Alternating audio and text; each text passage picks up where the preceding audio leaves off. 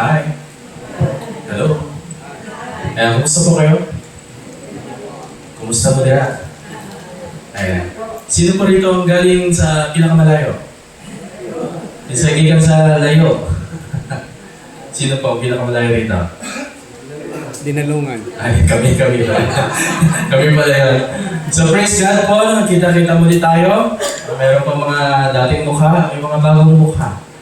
Ayan, so praise God, napakaganda pong pagkakataon, ano? Na bayan ng Diyos ay nagtitipon-tipon, nagkikita-kitang muli. Ano po? Upang magkaisa sa pag-aaral sa Panginoon at sa pagtanggap ng Kanyang Banal na Espiritu. Amen? Ayan, sino sa inyo masaya? Patingin mo ng mukha masaya. Ayan ba yan? Bakit yung iba nakasimangot? Ayan. Pasensya na po, may malabas na Ilocano sa salita ko. Ilocano po kasi, ethnicity.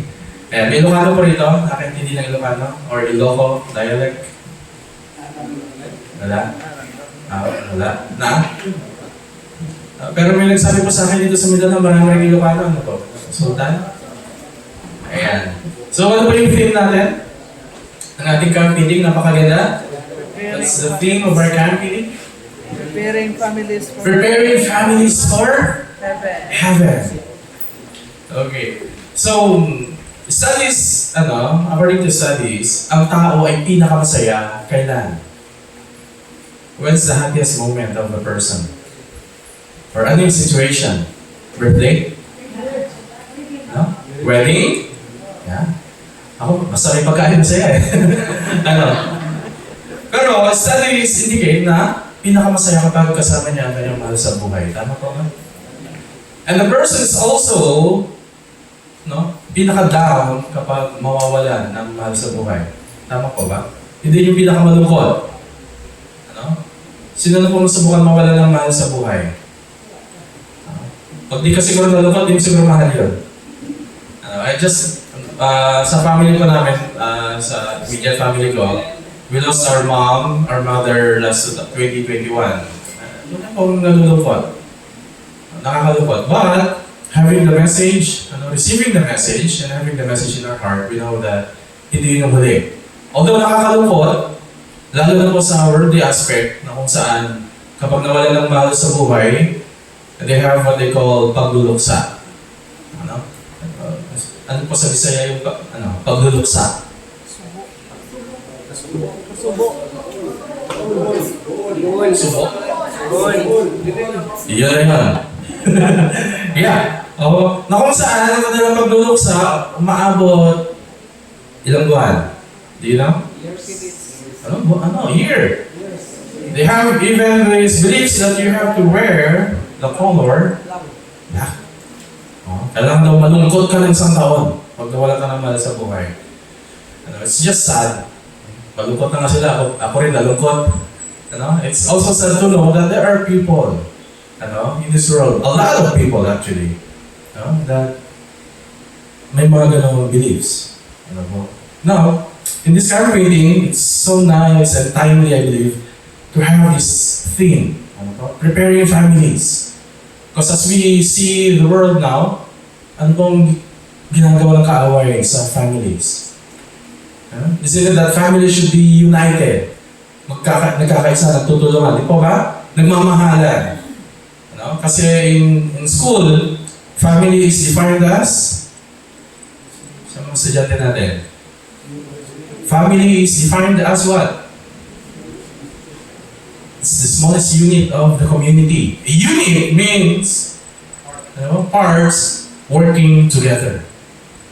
Working together, nagkakaisa. And especially, sa gawain ng Panginoon, wala pong pinaka-masayang tignan, kundi isang family pare-pareho na sa gawain. Tama po ba? Ang tibok ng pamilya, nagtatrabaho para sa Panginoon. That's, I believe, is the best picture. Kaya sa studio ka pumunta, magpaganda ka ng picture mo, magpa-edit, pero wala mas magandang tignan, a family. Diyan, parents and their kids. Or malalaki na nilang children working together, happy. They may not have a lot of material things in this world, but they have each other. Di po ba yun ang masaya? Now, the topic assigned to me is about marriage, a holy union. Tama po ba? In pre-title, marriage, a holy union. Institution, sorry. Opo. So previously, sa mga camp meetings, na-invite din po ang inyong lingkod for the topics about faith, about the work, missionary work. Pero first time ko po na-receive ng invitation to render a message about marriage. Nag-isip ko, am I qualified? Yes, kasal naman na ako for a few years now. So baka pwede. Because the first thing that comes into my mind kapag may topic is, am I qualified? Because I'll be speaking, not just to ordinary people, but in front of God's people. So it's quite a burden or a challenge at the same time to receive a message and deliver it just the way the Lord wants it for me to deliver. So please pray for me that this message maging blessing para sa lahat. Kasi mahirap naman po na we talk about something, a message of the Lord, tapos hindi tayo mag-benefit. Para lang pa tayo kumakain ng junk foods. So let's pray for the message and para sa po sa inyong liban. Please allow me to pray once more.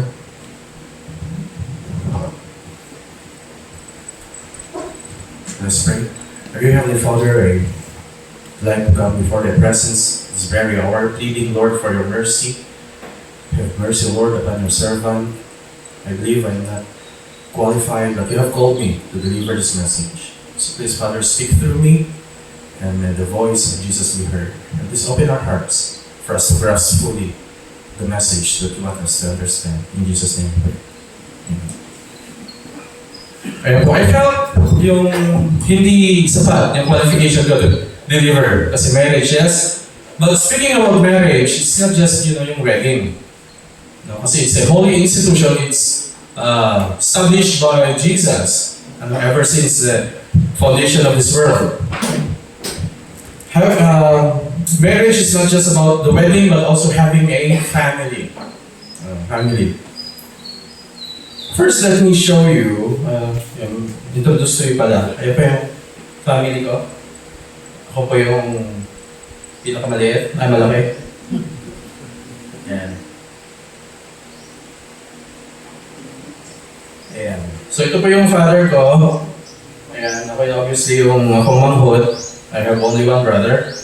Ito po si Gladys, wala siya ngayon.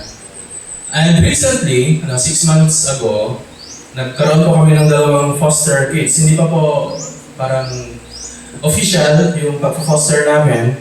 Kasi previously, sila po ay finoster din ng elder po natin sa Dinalungan. This is Eman, this is Troy. Meron po silang mga 7 older siblings. Sila po yung mga kamanghuran or mga bunso na dalawa. So both of them, sila po ay orphans na. So that's why Elder Larry and Auntie Rebecca took them in at pinag-aral po sa Adventist school. Pero with their age siguro and circumstances, ang sabi nila di na namin ma-handle physically, but we can still continue to support. Tapos babalik sana sa mga kapatid, kaya lang hindi rin po naasikaso. So in short, nasa amin na po. So ayan. So may maliit kaming army. Ayan, may maliit naming army ngayon. Hindi lang po sila nakasama kasi hindi pa po napaprocess yung pag-foster para may permit. I believe it's stricto po rito sa Davao, lalo sa airport. Ayan. Itong isa, may gumiti. Yung isa, bihira gumiti. Pero one time, napangiti ko nung pinainom ko ng...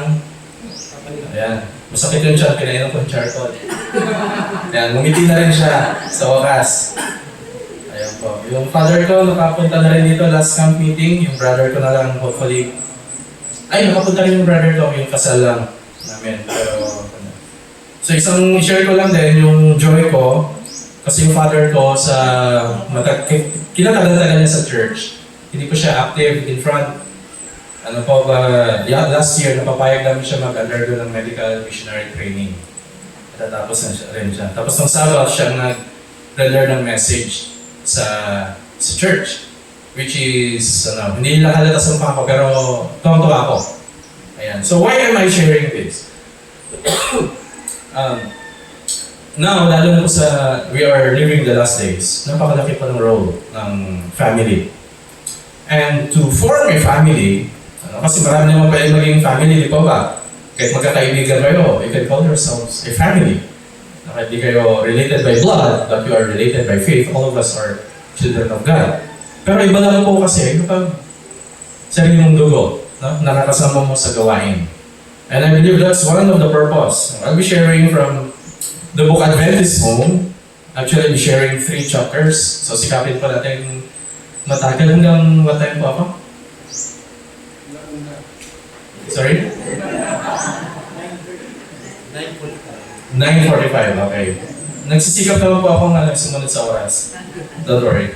Okay, I'll be sharing from the 3 chapters of Adventist Home. Actually 4, pero 3 na lang. So, a marriage, a wedding, starting a family, as Christians, we believe that it is God's purpose. Amen? Pero yes, on the other hand, meron din tayong katokoy na, or we also have this principle with 1 Corinthians chapter 7. Are you aware? 1 Corinthians 7, na hindi naman lahat ay tinawagan for marriage. Not everyone. Kaya sabi ni Paul, mainam kung iba ang sa inyo, maging katulad ko, single, that's why we have this thing called single blessedness.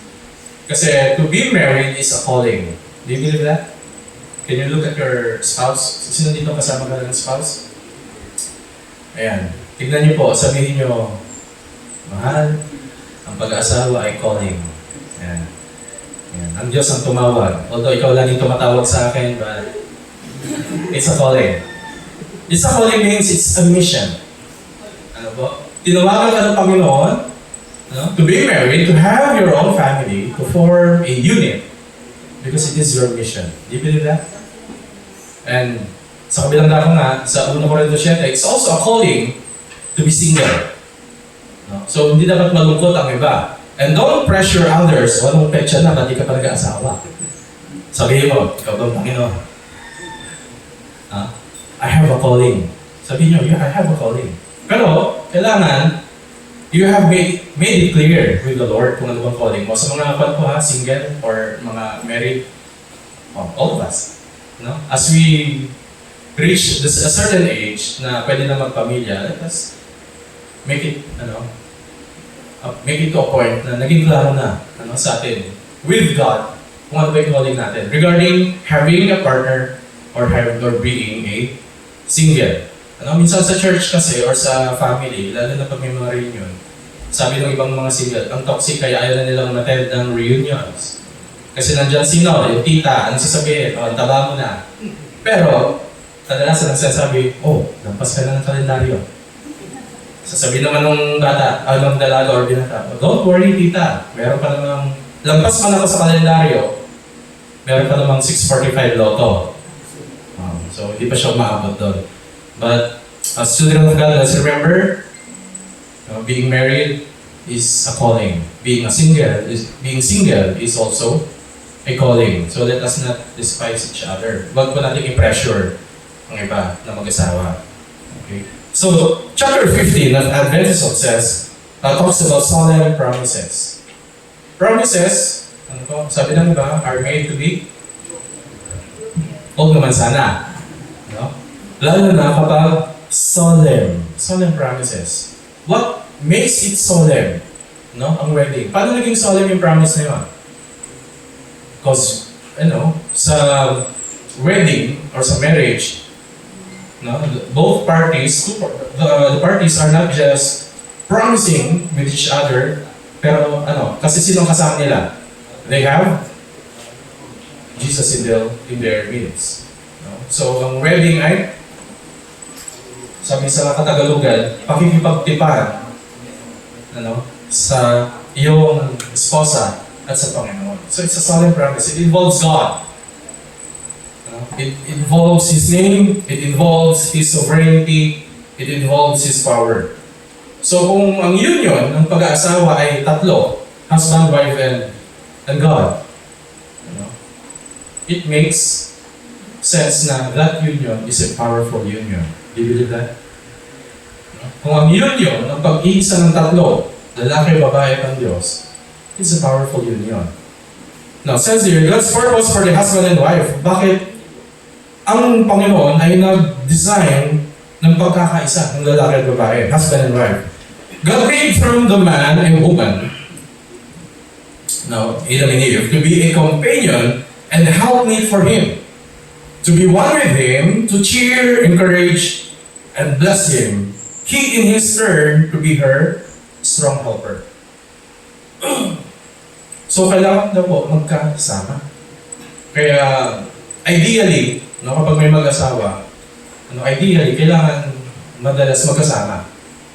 But in other families, may mga circumstances na ang lalaki or babae kailangan mag-work somewhere else. So, naiwan sa bahay, kung sino man, yung wife or yung husband, na nag-aalaga. But, in God's design, magkakasama. And ano po ang purpose? So, the woman, to be a companion, help me, ano pa? To be one. Meaning may unity. May pagkakaisa. Yes, maganda po na mamaya itakil din natin. Hindi naman po sa lahat ng oras ay kailangan sumang-ayon ang wife or ang husband. Pero we will tackle that. And to cheer. Ibig sabihin, pag malungkot yung isa, huwag mong pagalitan. Malungkot na nga, pinagalitan mo. Ba't ka nagmumukmuk dyan? No? Encourage. And bless. And in return, ang lalaki or husband should be strong helper. Hindi kontrabida, hindi magdadam, hindi mangiiwan, kundi kasama, kaagapay.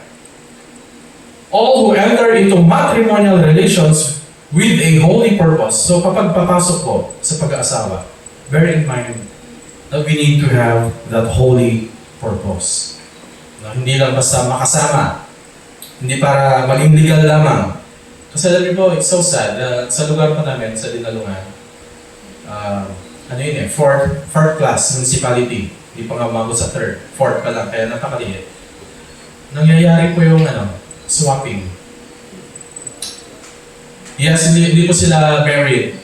Uso po din ng live-in. Kasi sabi nila, their reason is, ang hirap pag nagpakasal. Kung ayaw mo na, ang hirap anal, sabi nila.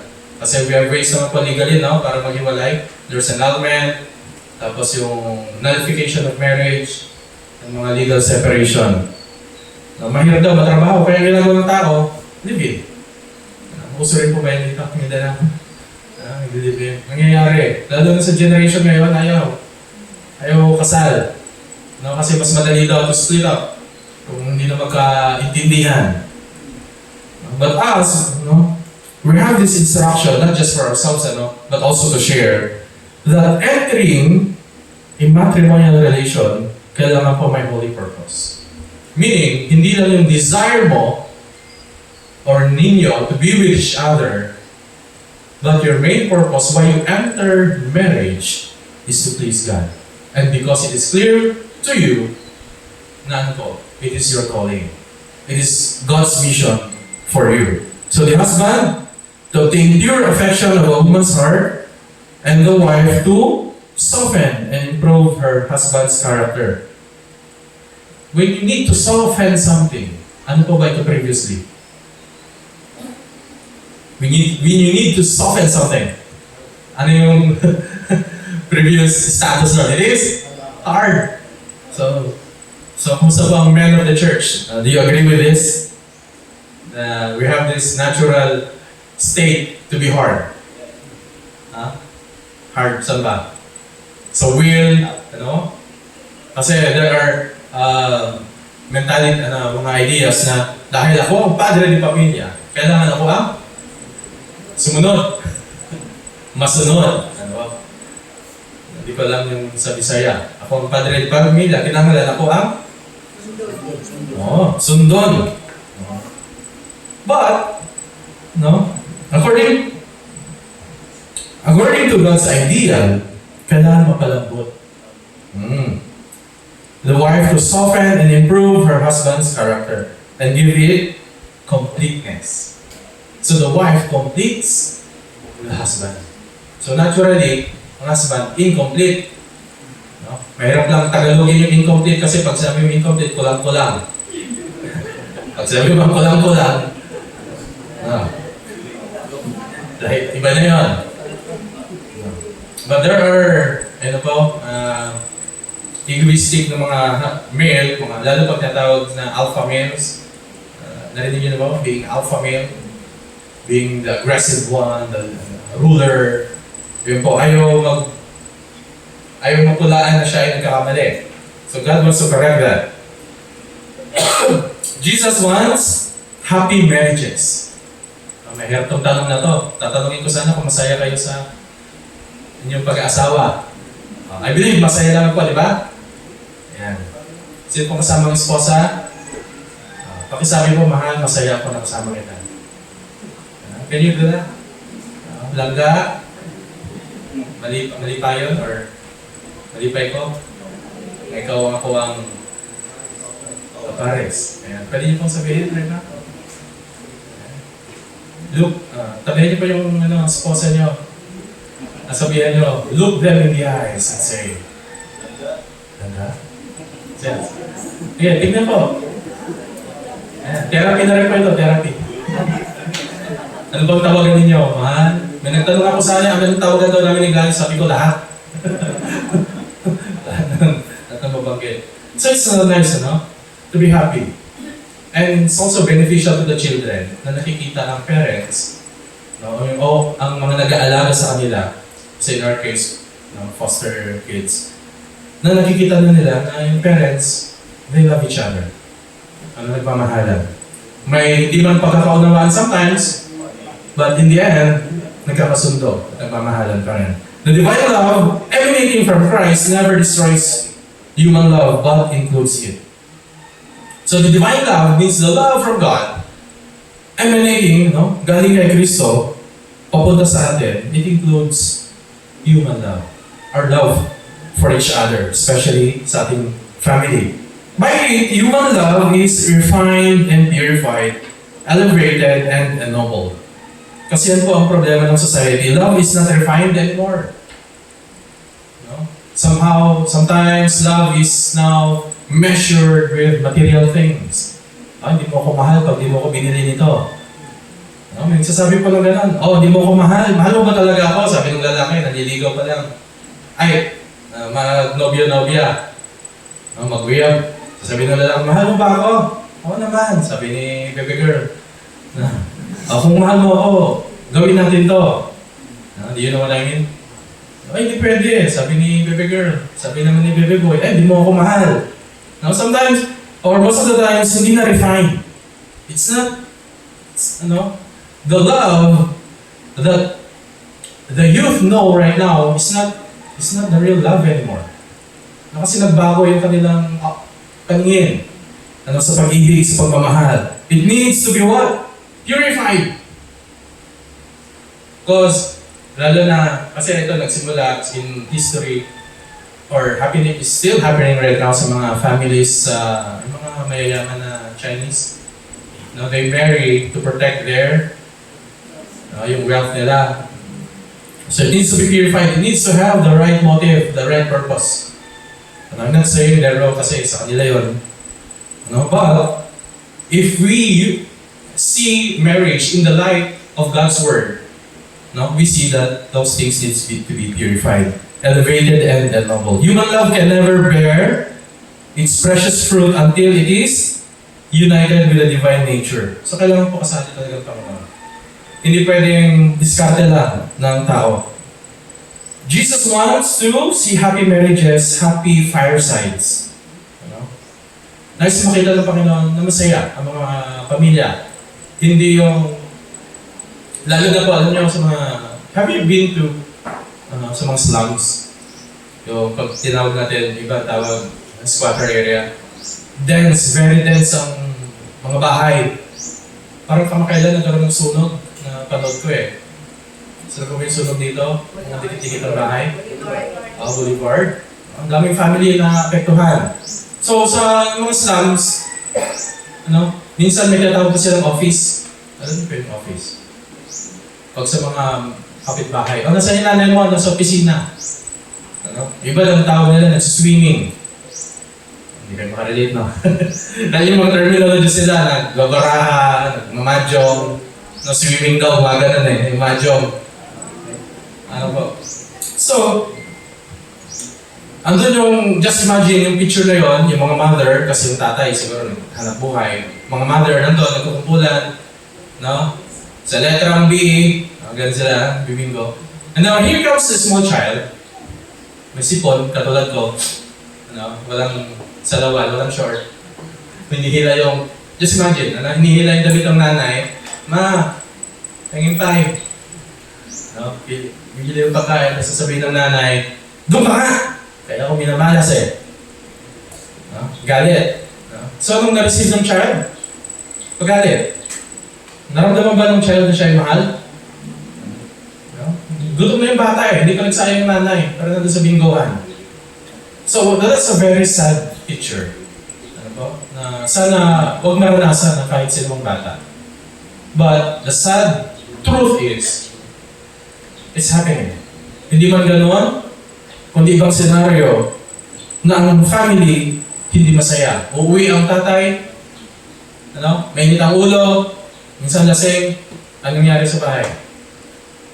Gulo. Kaya meron isang teacher sa classroom, tinanong, sino to? Tatay.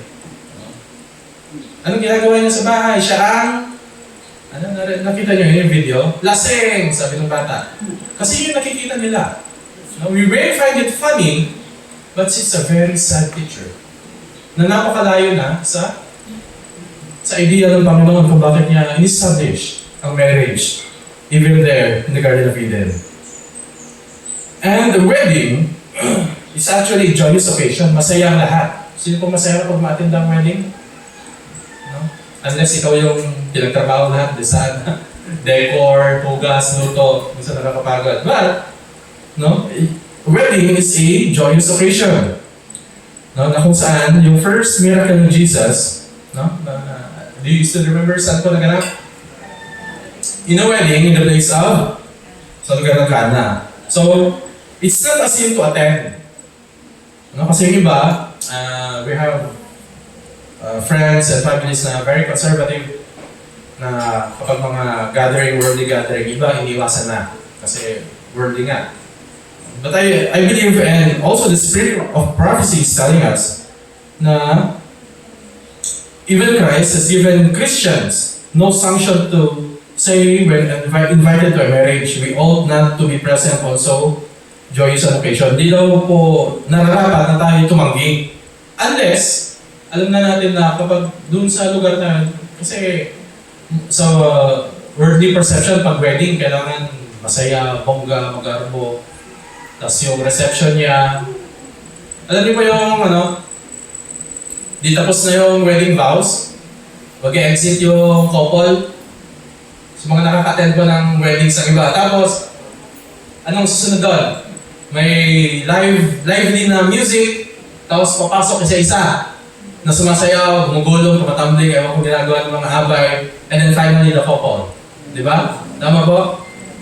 No. So sometimes, mga ninong-nina, gano'n din. Magpaso-paso pero gumagano. Ano po?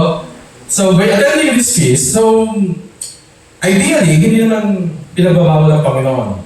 Kaya sabi niya, we ought not, hindi niya tayo sinasabihan na sabihin na hindi kami attend. By attending this feast, Christ taught that He would have us rejoice with those who do rejoice in the observance of His statutes. Kasi siyang nagpauso eh. No? Ang wedding, hindi naman po galing sa mundo. It's from Jesus. It's from God. Kaya it's also His joy for us to enjoy occasions like this. He never discouraged the innocent festivities of mankind when carried out in accordance with the laws of heaven. So paano ba dapat ang kasal? Meron pa bang ikakasal dito soon? Or nagbabalak magpakasal? Wala? Gusto magpakasal someday sa mga singles? Na Andre?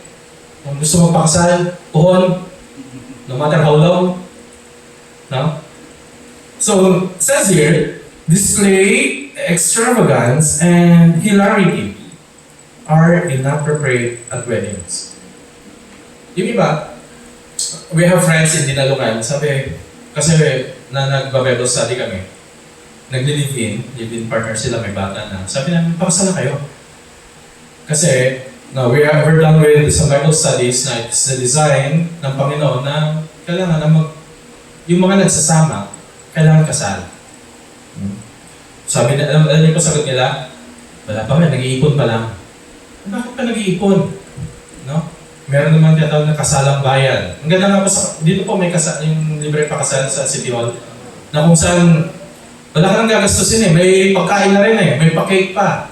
Minsan, may paregalo ka. Pero ang mentality kasi, ewan ko, kasama siguro sa kultura ng Pilipino, pagkasalan, kailangan may handa. Yung handa. Pabongga. Na yun ang pinag-iipunan. The Spirit prophecy says, hindi kailangan extravagance. No? Kailangan nila mag-hire na kung ano, magpaluto. Sino po nakapunta ng Mountain Province sa inyo, sa Luzon? Lalo na po sa ating mga kapatid na Igorot. Sila po ang talagang walang simple wedding. No? Pag magkasal po sila, 5 baka, medyo exaggerate siguro sasabihin ko, pero mainly yun talaga nangyari. 20 na baboy, 50 na manok, 30 kambing. At they have this term called wat-wat. So kailangan parang buong barangay, bayan, doon, kain, patlak, Promax. Ano? Ang dami nila eh. Kain sila. So kailangan ganon. Kasi in their belief, culturally, kailangan daw ganon, parang there's a need, kailangan ganon. Yun yung standard nila para maging prosperous yung pagsasama. Pero in reality, magsusuntukan na after 1 week. Ang iba, hindi naman po lahat. So extravagance. No, self-indulgence. No, bago, instead na sundin ka agad, ang nais ng Panginoon na kung magsama kailangan kasal, dinidelay yung obedience kasi ano nagiging priority? Ito po. Matters of display ay kailangan yung trahe. Tapos extravagance. Mag-hire, magre-rent ng lugar. Ano po? Sa amin, yung recent ng mga wedding, yung couple na kinasal, sila yung nagpatahi ng damit ng mga abay. Sabi, bakit? Papatahi pa. Saglit lang naman nila sunod. Sabi ko na, alam niyo ba ako, nagle-lecture. Hiling ko kasi mag-lecture. Pag sinabing abay, 1 week, 2 weeks, nandun na sila. Sila nagpe-prepare lahat. Yung pa yung word na abay. Kaya na kaagapay sila nung ikakasal. No, sila mag-aasikaso lahat yan. Mga food, venue, decor. Kadalasan yung mga abay, saka lang sisipot, sa kasalan. Ganun po ba rin dito? Doon din sila sisipot. Tapos, isusutan nila yung binigay na damit. Picture-picture.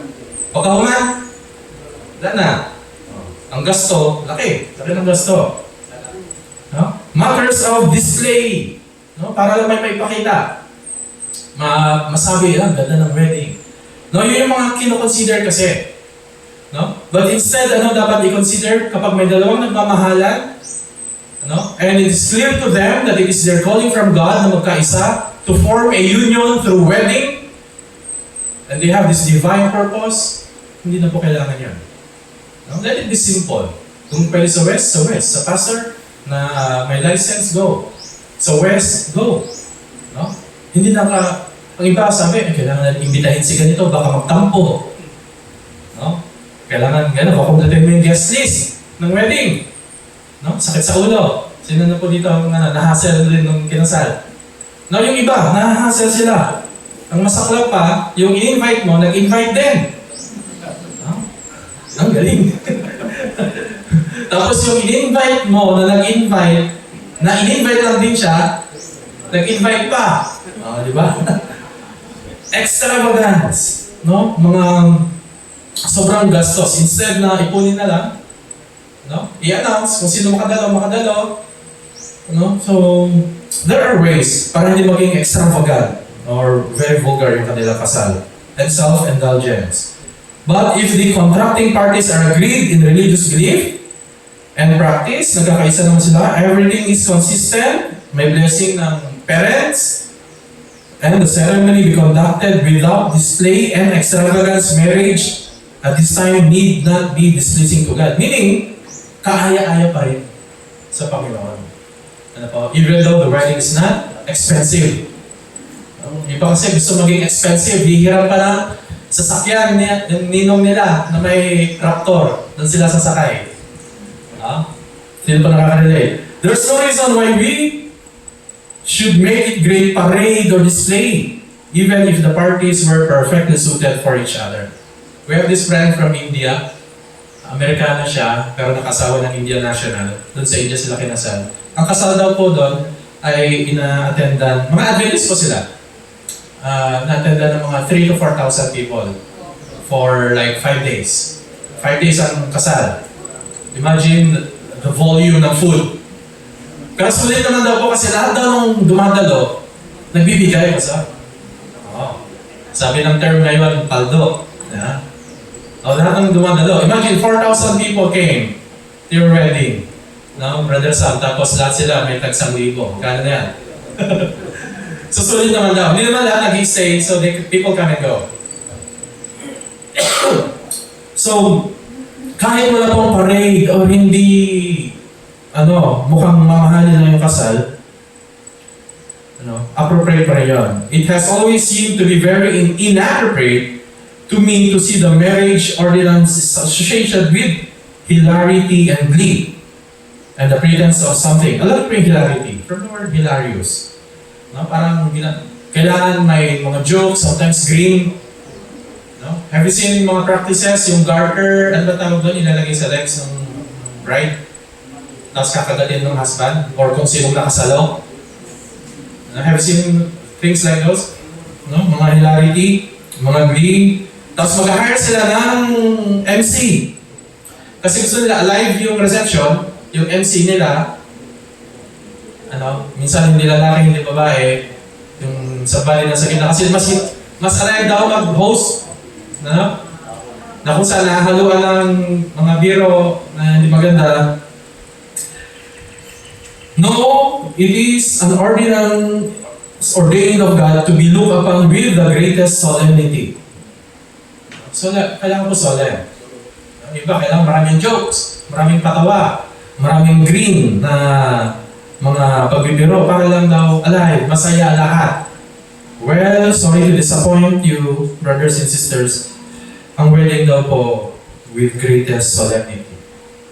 So sabi na, Brother Anton, seryosong tao. Pwedeng solemn po na masaya. Pag hindi sinabing solemn, gano'n ka na lang. No. To be solemn, pwede rin po mangyari ang solemn pero masaya pa rin. There's this real joy in the hearts of people. As the family relations formed here below, it is to give a demonstration of what they shall be, the family in heaven above. So, ang ginawa pa rin ang center ng wedding. So, here, wedding is blending of two lives.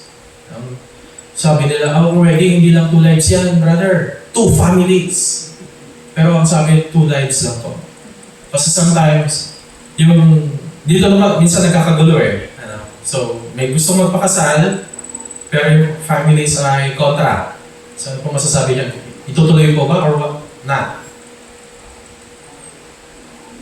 Nagpamahalan yung dalawa, mag-uyaw, pero yung parents, may something kontra. Kailangan po ba ituloy or hindi?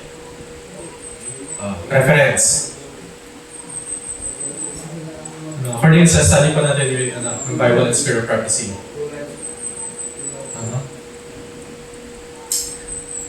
Mas maganda, maayos pareho. But ideally, kung standard ng Panginoon, secondary na lang yung family. Actually. Importante nagmamahalan pa yung dalawa. Kasi, ganito naman, kung tunay kayo nagmamahalan, na ipapakita niyo sa parents, both sides, that you are doing a good thing. Unless, yung parents may ibang motive kung bakit nila pinag-ihiwalay. Kasi iba, motive, it's about money, reputation, or nakipagkasundo na kay congressman yung anak niya, something like that. But if yung nobya and nobya have godly parents, I believe hindi mangyayari yung kontra. Or they have something na to say against sa mapapangasawa ng kanilang anak. Because this is the ideal of God, the blending of two lives. This is an important period in the history of the ones who have stood before you to unite their interests, sympathies, love, labor with each other in the ministry of saving of souls. So yung pag-aasawa, ano rin po isa sa main objective? Saving souls. You guys will get married, be one for saving of souls. Ano po? For missionary work pa rin. Luway. Ay, hindi ba para libre na kami? No? Ano tawag dito? Rehistrado? May license na magsama? Gawin lang kahit ano? No. Tawag dito? May bata ba tayo dito? Wala naman. Ay, in the marriage relation, there is a very important step taken. Ano to?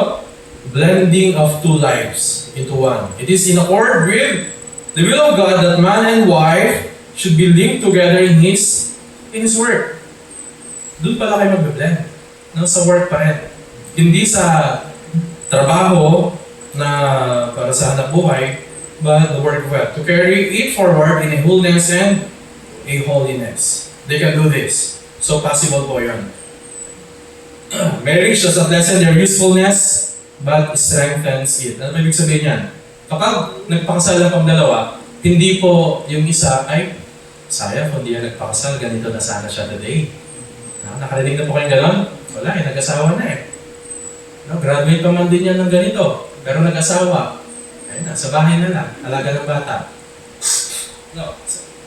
Some people say that. Bakit kaya? No? Because they have this worldly eyesight. No? Na dapat pera lang. But marriage, hindi nababawasan yung usefulness ng isang person. Kundi, it strengthens it. Mas napapaigting. Ako nagre-reflect upon reading this. Kasi yes, na-involve na rin ako sa children ministry, pero hindi ko lang ako mahilig mag-print, mag-cut, mga craft ng bata. So I believe it's a great blessing, no? To be united with someone na mas ma-enhance yung mga tools mo for ministry. No? Yung mga qualities niyo, personalities, would work hand in hand para yung mga weakness noon may sasalo na. No? May kasangga na. No? Katulad si Sister Gladys noon, medyo mahihain. Ako, walang hiya. So, ako humaharap. Humaharap sa tao, makipag-usap. Alam mo, magbibiyas kami sa isang barangay. Oh, Glads, ikaw yung punta? No. Adi ako na. May katulong. No? May kaagapay. So that's one advantage. To have somebody by your side, that na hindi mo na kailangang mag-alala, sa yung mga kakulangan or kailangan, because there's somebody with you, given by God, to make you complete. Baka isipan na mag-asawa ng mga single. Therefore, it is a solemn ordinance. So may mga bagong kasal. Meron mo bang bagong kasal rito? Mga newlywed? Sa isip lang, sa isip. Ang sabi, my dear brother and sister, you have united in a lifelong covenant. So pag sabing lifelong covenant, hanggang may buhay ka. It's a covenant until you die. Your education in marriage life has begun. The first year of married life is a year of experience. Kaya ang tawag ng mundo dyan, honeymoon stage. First year. Kaya pa, bihira pa mag-away yan. Bihira ang away. A year in which husband and wife learn each other's different traits of character. As a child learns lessons in school, in this, the first year of your married life, let there be no chapters that will mar your future happiness. Sino pa dito ang married na 5 years na married? 10 years married? 15 years. 10? 15. 20. 20 years. 25. 30. Uy, may 30 doon. 35. 35 years. 40. So, may 40 years. Praise God. 45. May nagtaas. 45. Ay, sana. Yeah. So, Sila po, mas makakapagsabi, no? Ng mga stages, ng mga years ng wedding. Sa mga first years, no? Ang sabi dyan, na parang honeymoon stage. Tapos, pag sabi pag 5 years onwards, para na lang daw kayo mag-best friend. No? Ganun po katotoo yun. My brother, so sa husband, ang message ni Ellen White, your wife's time and strength and happiness are now bound up with yours. So, ibig sabihin yan, ang lalaki, kailangan lagi consider, may asawa na siya. So sa kanyang mga decisions, kailangan kalakip lagi ang wife. No? Hindi lang katulad ng binata, kapag may lakad, go, andar agad. No? Ngayon, ay, kailangan i-consider, magugustuhan ba ito? No, tama ba ito? Ano pa ba kailangan niya? Your influence over her many a savor of life unto life or death unto death. Be very careful not to spoil her life. Nung una, nung single pa po ako, pag may lakad, anong oras ang lakad? Alas 8. Ang mindset ko, kaya ko lang to be ready in 30 minutes. 7:30, doon ako magkaya. Eh ngayon, married, tapos may dalang foster kids. Minsan, ganun pa rin yung pag-iisip ko. Na 7:30, kaya lang yan. Yung pala, hindi. Kailangan, 6 pa lang, nagre-ready na. No? May time na ang lakad namin is 6 a.m. Kasi malayo pa yung lugar. So, isip ko, 5:30. Nag-alarm ako 5:30. Nawala sa isip ko, may mga kasama na pala ako. Ano? So, busy. Pero later on, ginawa namin alas 4. Pero kulang pa rin yung time. No?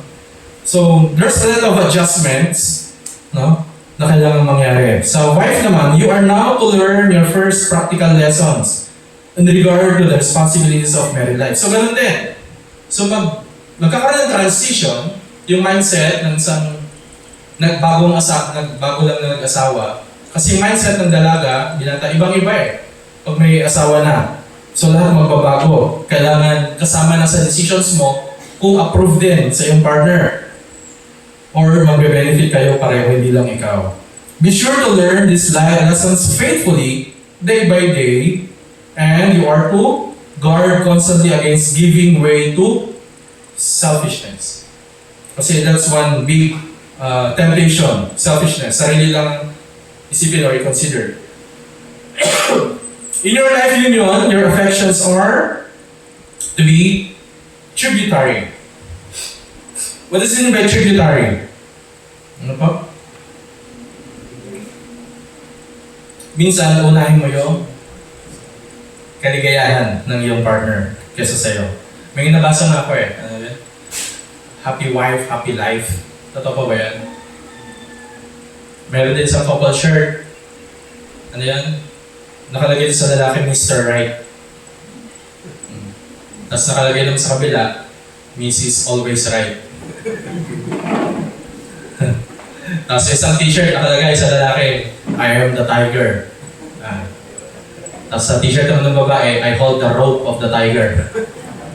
No? So, ganun po ba yun? But while you are to blend as one, neither of you is to lose his or her individuality in the other. What does it mean?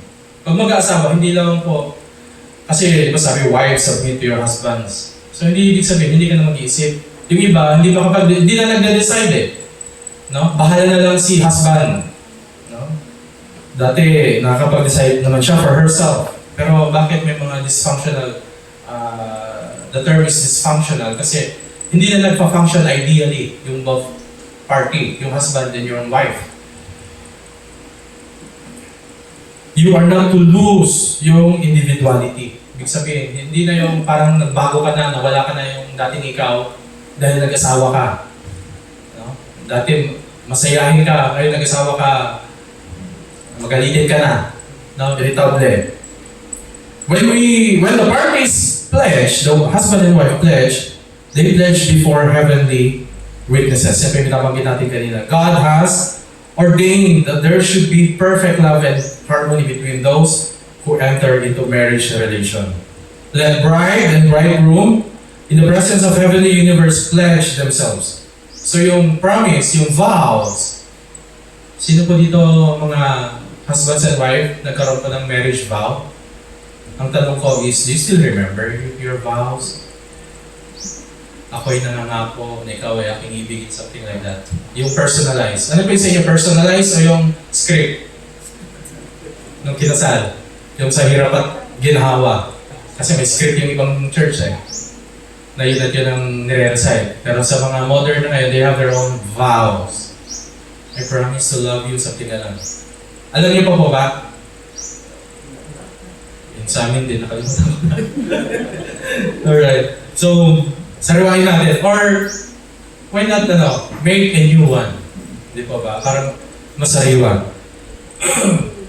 So, a wedding of marriage is also a happy and successful partnership. Pag sabing partnership, you have your contribution, the other one has her or his contribution as well. And this union is a lifelong experience, meaning walang patid. To gain a proper understanding of the marriage relation is the work of a lifetime. So you cannot say, kabisado ka na ang pag-asawa. No, it's a lifelong work, a lifetime. Those who marry enter in what? No, para maunawaan po natin. A school. So what do we do in school? What do we do in school? No? We learn. Not just to learn, but also we express ourselves. Kaya mayroong recitation, di ba ba? The teacher also asks questions, to somehow evaluate ang learning ng estudyante. Kasi expressing oneself is a very important, vital role sa school ng learning. So it's a school, yung pag-asawa. Kasi each day you learn, mas nakikilala mo siya. Sometimes they say, nagbago na siya. Lumabas din ang tunay na kulay. Ano bang tunay na kulay ang lumabas? Because each day you learn something new from your partner. And also, you get to know yourself more. Akala mo pasensya sa kang tao. Pero nung nag-asawa ka, mas umaba yung pasensya mo. Yan. It's a school from which they are never in this life to be graduated. Nako. Yung pala naging school na hindi ka gagraduate. Is it a good thing or a bad thing? Hindi ka gagraduate. Pag nag-asawa ka, hanggang may araw-araw school. May ma-learn ka ng bago every time. Tapos hindi ka gagraduate. May trophy. Mga bata. Trophy. However, carefully and wisely, marriage may have been entered into. Kahit gaano daw pag-iingat, lahat kinonsider. Kasi ito po, even the Spirit of Prophecy shares about the reality. Kahit ginawa mo na lahat, pinag-pray mo, it was clear, may go signal, blessing from both parents. Ang sabi, ginawa mo lahat ng preparation. Few couples are completely united when the marriage ceremony is performed. So yung preparation, you can never really be prepared. Yun po yung gist out natin from this quotation. Meaning, each day you are to learn. You are to adjust. Yung pa man din ang pinakamahirap mag-adjust. Ano pa? Madali kapag yung isa ang pinag-adjust mo, siya mag-adjust. Sa ugali ko. But kung tayo mag-adjust sa ugali ng iba, sometimes it's hard. Sasabihin naman, ba't ako magbabago? Siya mauna siya. Some couples fight because they want that their partners sila ang unang mag-adjust. So it's a lifelong process. The real union of the two in wedlock is the work of the after years. So, a wedding is just the start. Parang ang bigat naman ng presentation ng Brother Anton. Parang mahirap mag-asawa. But there's joy in the process. Doon naman. You see the hand of God working His guidance. Often they discern each other unsuspected weaknesses. Ayan. Nung nag-asawa, nung mag-uyab pa lang, nobya-nobya, ang sweet. May pa-flowers, may pa-notes, lahat laging may bit-bit na balolong. But then, throughout the years, may lumalabas ng mga weakness. May mga kahinaan, may mga pag-uugali na hindi nagugustuhan ng partner. And defects. Defects, I believe defects of character. Ay, ganun pala to. Malakas pala umilik. kusog mo hagok. Buti na lang kaming dalawa, parehong strong. Wala magre-reklamo. No? But then, no, sa mga couples, you discover defects. Ay, may iksi palang pasensya nito. Ay, medyo tamad pala to. Lalo na tamad maligo. No? Nung nobya, mag-uya pa lang, mabangol palagi. No, ano po, buhay ng ibang tao to pero minsan mabaho rin ako. No? But the hearts that love has united will discern excellencies also heretofore unknown. Meaning, sa pag-aasawa, kung mahal mo talaga, ready ka rin to accept and to blend with your life, mag-adjust. Let us all seek to discover the excellencies rather than the defects. So ano raw po sa nag-focus? Excellencies. Ibig sabihin mo yan yung mga positive aspect. Kasi there are negative and positive aspects ng spouse mo . At para daw hindi tayo ma-stress, mag-focus saan? Sa excellencies. Yung mga strengths. O ito, malakas maghagok pero mabait. Focus ka sa mabait. O, ito, malakas umutot pero maganda naman. Focus ka sa maganda. May malakas mo bang umutot dito? Often, it is our own attitude, the atmosphere that surrounds ourselves, which determines what will be revealed to us in another. So, ano pa ibig sabihin nun? Let us observe daw po yung mga attitude natin. Kasi somehow, kung bakit may lumalabas na negative attitude sa ating partner, ay tayo rin ang may dahilan. Yun po yung sasabi ng spirit of prophecy. Kasi minsan, may nire-reklamo tayo on our partner, pero in reality pala, that's just a response of our own attitude. Kaya minsan, ba't ka nagkakayan? Ikaw kasi. O ako na naman sisisihin mo. But actually, that is true. Nagkaganon kasi, ikaw din. So, let us not go into details na. Baka magkaalaman. Love must be tested and tried. And this is true. Affection may be as clear as crystal and beauteous in its purity, yet it may be shallow because it has not been tested and tried. So, ang pinaka maganda pa rin relationship is yung tested and tried. Dumaan sa mga pagsubok, mga pagsulay. Kaya kapag may pagsubok, kailangan pagtrabahuan ng partner. Kasi doon sila titibay. Unlike nung mag-uyag pa lang, nagka-problema, break na ta. Break na kaagad. Pero ngayon kasal na, hindi na pwede. Hindi na pwede. Kasi mahirap na mag-anal. But a love that is tried and tested, na kung saan tuwing may challenges, you work it out, you surrender it to the Lord, mas titibay po ang pagsasama, ang pag-aasawa. Though difficulties, perplexities, and discouragements may arise, let neither husband nor wife harbor the thought that their union is a mistake or a disappointment. Naunawaan po natin yung sinabi? Kapag may mga problema na, or ang isa is nagkasala, na isala, diba, nauuwi sa away. But the Spirit of Prophecy says, let neither, huwag daw po natin pakakaisipin, ikaw man yung husband or yung wife, na yung kasal ninyo is a mistake or a disappointment. Bakit kaya? Paano brother, ang sama na talaga ng ugali ng asawa ko? Ganito. Katulad po ng, sabihin niya ng yung bata, na even though nabuo yung bata out of wedlock, illegitimate yung bata, still, it's life, it's a blessing. Kaya mo sabihin, pagkakamali. But then, the process may be wrong, but yung buhay ng bata is never wrong. Katulad din po sa pag-asawa, kaya importante po yung preparation. Lots of prayer. Kasi once you are wedded, kinasal na kayo, hindi na daw natin masasabi na it's a mistake or disappointment. Pwede mauwi sa hiwalayan. Kasi biblically, alam niyo pa ba yung only reason or main reason kung bakit pwede mong hiwalay yung asawa mo? It is, ano yung fault? Kung sa itong sala na pwede maging reason, biblically, na mag-separate kayo? It is adultery. Pwede maghiwalay, yes. Pero, yung wedding ninyo, it's not a mistake. Kasi yung wedding has been sanctioned. It has been solemnized by God.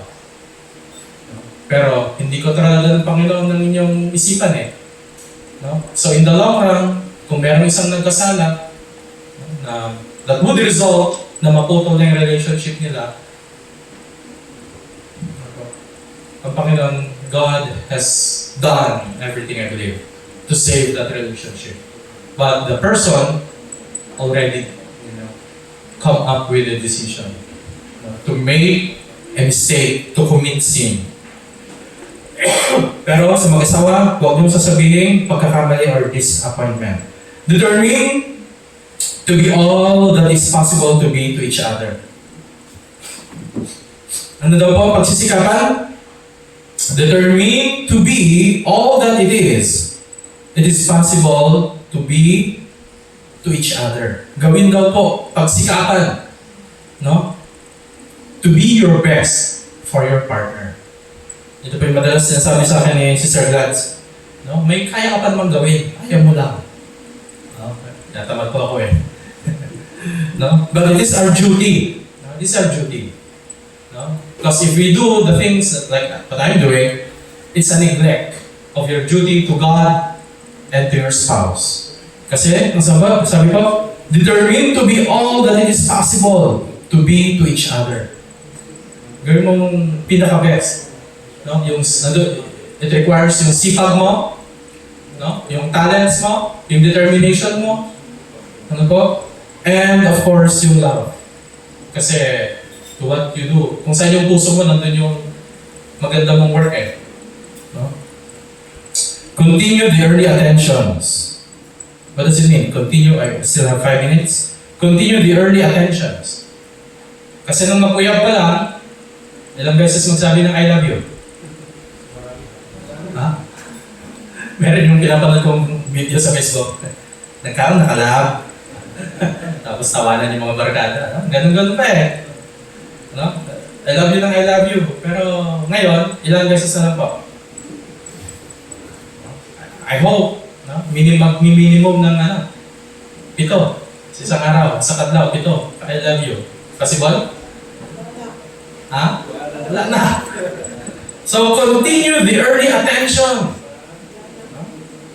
Nung sa una pa, hatagbula. Galing sa church. Tapos ibalik lang. Ano ba? Yung attention, yung pamumumusta. No? Nagbibigay ng pagkain, prutas.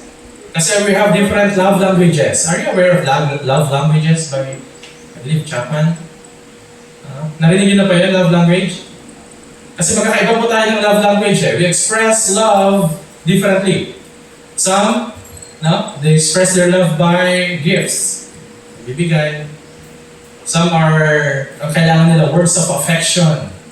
Kailangan nila makarinig ng I love you, langga, or love, mahal, bebe ko. Meron pa bang bebe ko ngayon? Nauso yan ng araw eh. No? Some naman, kailangan nila ng attention mo, yung time. No?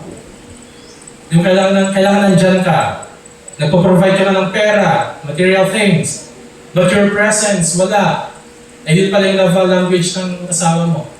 You fail now to fill up yung need. So kailangan alamin niyo po, ibang lecture din eh, gandang lecture din eh. Tapos may mga activities to discover ano ba yung love language ng bawat isa. But being children of God, hindi natin kailangan mag-rely doon kasi from studies ng world din yun. Pero somehow beneficial. Pero student of God, let's do our best. Continue the early attention. Kasi pinag-usapan po na natin ngayon, kasal na. Meaning, dumaan na kayo sa process na kung saan alam nyo na kung ano yung gusto ng partner nyo. Well, yes, pwede ka mag-refer sa love language on the early stage. Pero ngayon, kasal na kayo eh. Meaning, dapat somehow may idea na kayo kung anong gusto ng asawa. Somehow, ipagpatuloy. Dati, lambing-lambing mo, lagi kang yumayakap. Ngayon, paggabi, tulog na agad. Tapos maglalambing yung isa, huwag ka nga! Tulog na! No? No? Dati, kahit mabaho ako, okay naman? Maligo ka muna. May ganun. Okay, continue the early attentions. The way you woo each other before, kasi yung ligawan, hindi naman po one-sided yan eh. No? Do you believe? Pag nagliligawan, it's always two ways. No? Naliligaw na lalaki, yung babae din, somehow reciprocates, no? Yung affection. May ginagawa rin. In every way, encourage each other in fighting the battles of life. Magkasama kayo harapin ang mga pagsubok ng buhay. Hindi yung, tignan mo yung anak mo doon. Anak mo. Anak naman nilang dalawa yun, bakit yung asawa? Sabi, tignan mo yung anak mo doon, parang ang ginagawa. Lalo po, yung naririnig ko yun, lalo sa Katagalugan. Ewan ko dito, may term na gano'n. Parang yung pag-aalaga sa bata is yung sa nanay. No. No? In every way, encourage each other in fighting the battles of life. Study to advance the happiness of each other. No, so pag-aralan mo pa rin, ano ba magpapa-smile sa asawa ko? Ano ba magpapangiti? Minsan kasi hindi na material eh. Minsan nais lang ng asawa, magbago ka. No, bumait ka. Let there be mutual love, mutual forbearance. Mutual means both ways. Ano? Ang pag-ibig dapat hindi one side, ang nag-a-adjust hindi lang yung isa, kundi kayong dalawa. And mutual forbearance, ang pagtitiis hindi rin dapat one-sided. So there's a lot of things to talk about, pero kulang pa tayo ng time. No? Pero what we can conclude is, marriage, making a vow to the person you love together with God, it's a lifelong process. So yung wedding, it's a holy institution, meaning ang Diyos ang nagtatag, kaya walang pwedeng sumira. Na kung saan, the danger nowadays, kung anong tiyatag kasi ng Panginoon, yun din naman ang sinsira ng kaaway. That's why we see nowadays, ang design ng Panginoon, lalaki at babae, now, sinisira yung institution na yan ng mundo, ginagawa ng legal, ang male to male, female to female, male to an inanimate object. Nakikita na po kayo sa US, may kinasal sa standee. Alam mo yung standee? Yung parang picture, yung nasa mga mall. Opo. May iba puno, minsan aso, minsan pa tatlo kinasal. Bahala po sila. Ano? Dati, babae, lalaki, bakla. Ngayon, ano na? LGBTQIA++, ang dami na. Ano? And recently, kasi babasa rin pa tayo, meron na po tinatawag na straight gay at trans gay. Diba? Lalaki siya, pero yung lalaki, he identifies himself as a woman. So siya ngayon ay transgender woman. So yung pagkakaiba ng gay. Transgender siya, kung lalaki siya, pero ang isip niya, babae siya, transgender woman. Pero kung so kailangan magkakagusto siya sa lalaki. Pero pag nagkagusto siya sa babae, ayun na, another na naman ang category. So may transgender gay, may transgender straight. So ang dami na pa, no? So sa mundo ngayon, lalo po sa Manila, US, so it's dangerous na to address people in their category. Kaya ang pinaka-safe, yung magamit sila ng pronouns na they. What do they want? So pag nandyan, ikaw yung sales lady, what do they want? Do they like it? Gusto po ba nila? Kasi sa Tagalog parang common na yun. Pag sa English, kailangan mo lang gumamit ng mga kung anong pronouns nila. Sometimes kailangan mo pang tanungin, what pronouns would you like for us to address you? So tatanungin nila po. So we see now the enemy is doing his best to destroy the institution, the marriage institution established by the Lord. But it is only by the faithfulness of the few, the faithfulness of those who want to strive to obtain the perfection of Christ and to serve as a channel of His Word, His blessing, His love, lies the possibility to maintain the purity and the strength of marriage that God designed it to be. Good morning po and may God bless us all. Amen.